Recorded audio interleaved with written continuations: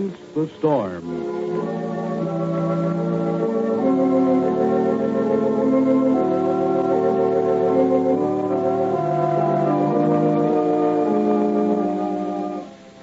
Cool and fine that day. How we laughed and how deep was the peace along that shore. Did you remember Monroe a few days ago when it was just 3 years since that afternoon? Where were you on that anniversary, Monroe? Where are you now? Today we bring you another chapter of Against the Storm, written by Sandra Michael and presented by the makers of Ivory Soap.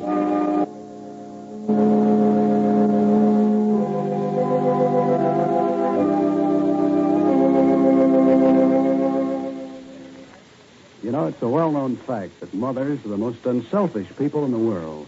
Sure, when you have a family to look after and a house to keep running smoothly, well, you don't have much time to think about yourself, do you? And, you know, I think that very nice quality of unselfishness is one reason that some of you don't use Ivory Soap for your dishes. Yep, you wouldn't think of depriving your husband or your children of the best there was to be had. But when it comes to protecting your own hands, well, what happens then? You say to yourself, well, it'd be nice to have soft, smooth hands, but I'm afraid Ivory Soap's a luxury I shouldn't indulge in. Well, ladies, I'm here to tell you that you can use Ivory Soap every day in the dishpan and still be as unselfish as you please. Let's not even think about ivory from the luxury angle. Let's not even mention what a joy it is to be able to help your hands stay soft and smooth in spite of dishwashing. Nope, let's consider this thing from a practical point of view. Ivory Soap is economical for dishwashing. Yes, even though it's as pure a soap as money can buy, it's extremely thrifty. It costs less than a penny a day for dishwashing. And remember that, won't you? Less than a penny a day. In fact, you can do dishes with ivory for less than with those granulated soaps you use on wash day. Now, we've made tests with real families to prove this. It's not just a little thing I've dreamed up. So if you want to be the kind of smart, economical housewife that's a real help to her family, just work a regular order of large-size ivory into your budget. Of course, I'm warning you, this pure soap is going to help your hands stay soft and smooth in spite of daily dishwashing. But I wouldn't let a little luxury like that interfere with using ivory regularly in your dishpan.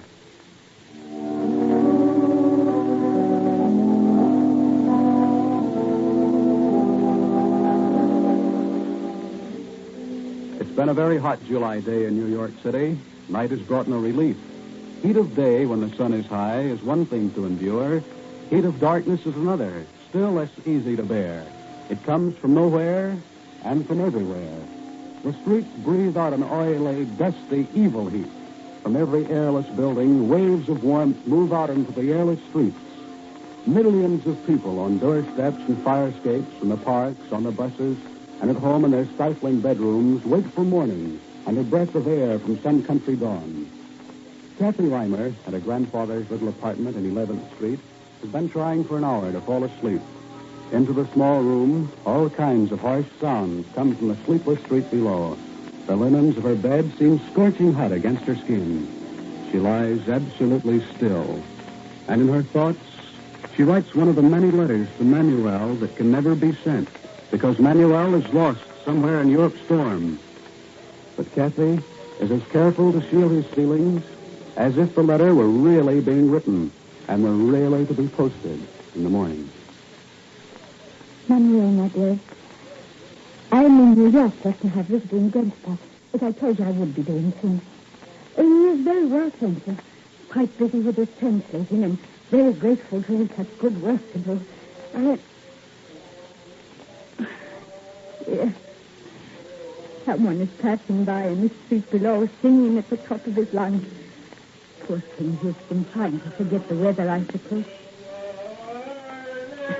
No, he's been out on a lake celebration, no doubt. If a little wind, only a little wind would blow. It is real summer weather in America now, at least here. Warm and perfect for outings in the woods down at Hawthorne. I wonder if you remember, Manuel, that just the other day, it was exactly 3 years since the lovely, lovely day we all spent at Port Elisa at the seashore. It was the day you insisted on buying me the beautiful amber beads, though they were much too big and extravagant, but how proud I was to wear them. And what an incredible day that was altogether. I remember as we walked back toward the pavilion to meet Grandpapa and Turban, I was so happy I could have danced along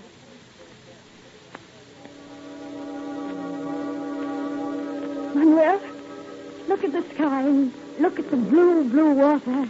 Look at the sand so white and smooth. Look at you, the very spirit of the day.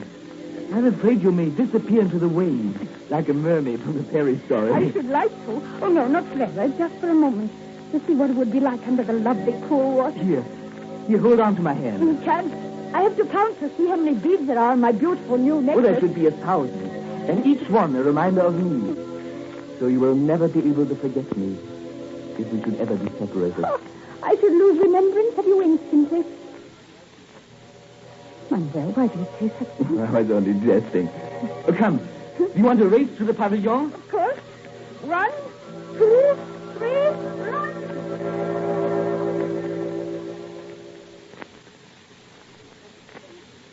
Cold and silently. How we laughed.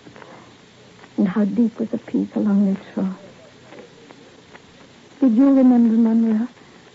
A few days ago, when it was just 3 years since that afternoon.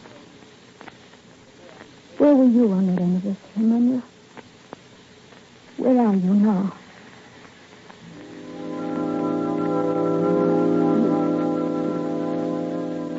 Just a few days ago, there was a country where not so long ago the people were quick to laugh, where men and women loved to sing in their old homes or out under the sun at their daily tasks. But in this country, there isn't much of gaiety or singing anymore. The people move about on the streets in a kind of graveyard quiet. They seem stupefied and unbelieving before the thing that has happened to them. Down the street of one of these towns, a small squad of men, shouldering shovels like rifles, are marching 2 by 2. A man in uniform walks at the head of the little column, and another follows behind it. The squad is now approaching the ruins of a building.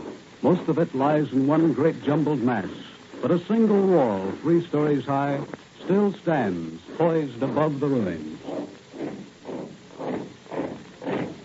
One, halt! At the next command, you will fall out and get to work clearing up this debris. Bricks, as usual, must be stacked in neat piles. Any articles of value found will be brought instantly to me. Failure to comply will be followed by usual punishment. Squad, fall out!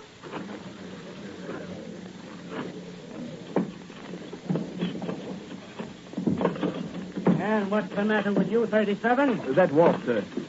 I don't believe it's safe. It stood there like that for a month. I know, sir. But when we move the bricks piled against it, I'm afraid that... Nonsense. Get back to work, 37. Our lives may not be important to you, or to us. But remember to finish this job today. Dead men will not stack bricks for you. Hold your tongue, 37. He's too smart for his own good, that Manuel. Why should the wall come down now? I'll stay out here. I can keep a better eye on those wretches from here. Oh, great. The wall! Run! Run for your life!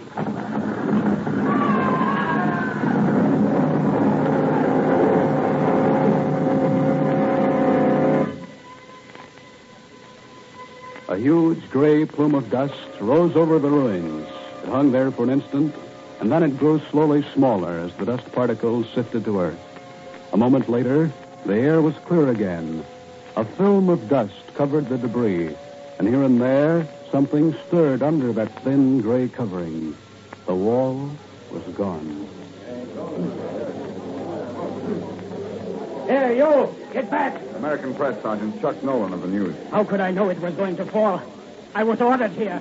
I am not authorized to wreck walls, only to clear debris. Do you understand? Who are they, campmen? You cannot ask me these questions. I do not know. I do not know anything. Oh, where?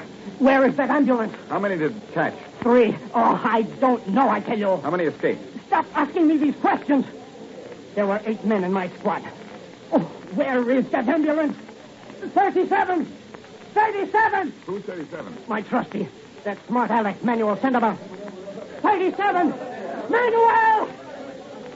They found another body there. Is that your Manuel? Say, what'd you say his name was? Manuel Sandoval? Yes. Don't move him! Wait for the ambulance!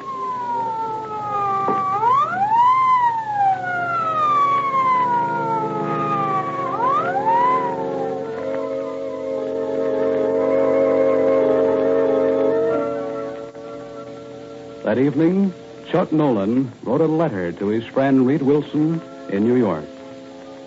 Dear Reed, just in case you've forgotten and become callous about it, let me remind you that you're mighty lucky to be one big ocean removed from the mess and the misery over here. I'd give my salary for the next 6 months for a quiet hour on good old Times Square tonight. That's not what I'm really writing to tell you, however. A while back, you wrote and asked me to keep an eye peeled for a fellow named Manuel Sandoval. I finally got some news for you. I'm sorry to say that it's not good news.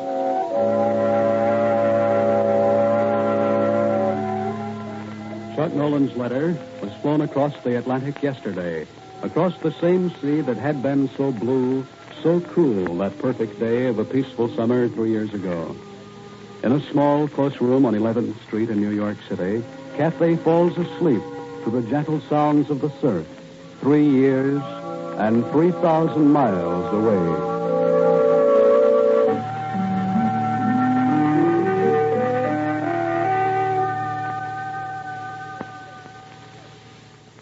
Friends, I know that many of you have a sentimental feeling about Ivory soap, especially if you've had babies to bring up. It means a lot, doesn't it, to know that you can count on this pure white soap to help baby skin stay smooth and comfortable. And we like to think that Ivory soap can make a real contribution to your happiness, too. I mean by helping your hands stay smooth and soft in spite of daily dishwashing. Yep, that's what happens when you use pure, gentle Ivory in your dishpan every day. But remember, for the best results, use Ivory regularly. Don't go switching back and forth to strong soaps and risk making your hands rough and scratchy. Why, think what would happen if you used a strong soap on baby skin sometimes. So be kind to your hands whenever you wash dishes. Use Ivory soap and only Ivory. Get a supply of those generous, large-sized cakes today, won't you?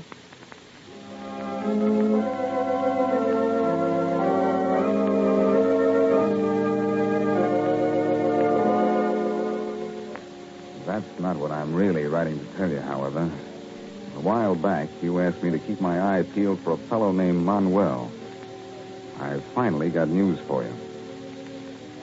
Chuck Nolan's letter nears its destination, and before Reed Wilson receives it, Kathy Reimer meets two people who would have meant nothing to her except for something Siri Allen told her the other day. That's tomorrow in Against the Storm.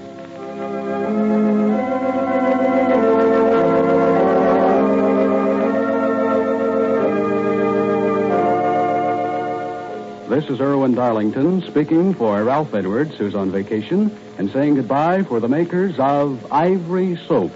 99 and 44, 100% pure. It floats.